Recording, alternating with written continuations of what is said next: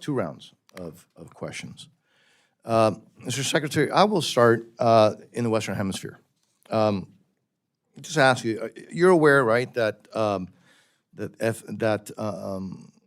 in Cuba, the FBI's top 10 most wanted terrorist, Joan Chesimard, is harbored, right, by the regime. You're aware of that? Yes. You're aware that bombmaker William Morales of the FALN, responsible for the murder of 4 Americans, injuring 50 in New York, is also harbored by the regime in Cuba.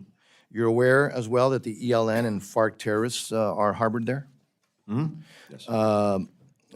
You're aware that the regime did not cooperate in the investigation regarding the so-called anomalous health incidents, the sonic health attacks against U.S. personnel. You're aware of that, right? You're aware that the Cuban dictatorship has a very extensive espionage network. The most recent case that was very public was the State Department's Victor Manuel Rocha, who pled guilty of spying for decades on Cuba's behalf. And you're aware of that, I'm assuming, as well, Mr. Secretary. You're aware that the Cuban regime recently signed a military agreement with Belarus to train Cuban nationals, and then Cuban nationals are traveling to Russia to fight, for Russia against Ukraine. Correct, sir? Okay. Well, then, this is what caught me not by surprise, but as you know, the State Department failed to designate Cuba as a not fully cooperating country when it comes to terrorism.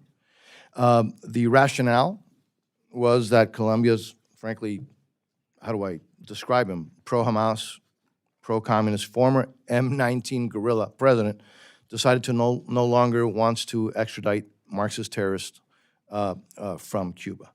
And then the Biden administration decided to resume law enforcement cooperation with the regime. Again, not to mention the fact that Cuba has thousands of intelligence agents in Venezuela, keeping Maduro in power. It is a terrorist regime. And so how does this coddling to a dangerous anti-American dictatorship with all of those issues that I just mentioned, that I know you're aware of, and so many others, how does that protect U.S. national security interests? Thank you, Mr. Chairman. As you know, the not fully cooperating statute requires an annual review, and the basis for the designation by the previous administration was the presence of these National Liberation Army members from Colombia in Cuba. The demand at the time by the Colombian government that they be returned to Colombia, the refusal of the Cuban government to do so, hence harboring terrorists.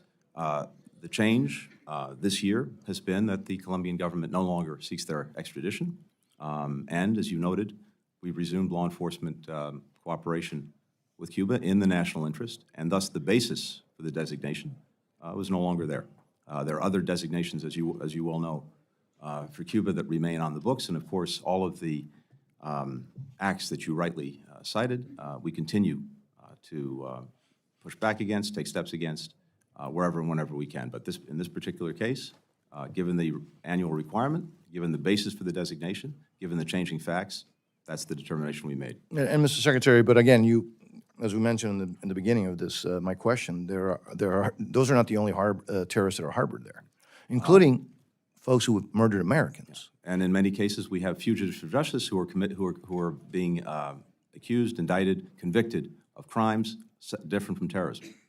Absolutely, absolutely. So again, I just found it hard to understand that the fact that a country decided to not ask for a group of terrorists to be sent back doesn't change the fact that there are other terrorists that are there, including ones who have killed Americans, who, by the way, the regime has refused to send back to the United States, for God's sake. But anyways, again, we'll continue the conversation, because I'm frankly taken back by that aspect. I am going to keep to the clock. I'm going to ask the rest of you to do the same. So with that, let me recognize the distinguished ranking member of the subcommittee, Ms. Lee.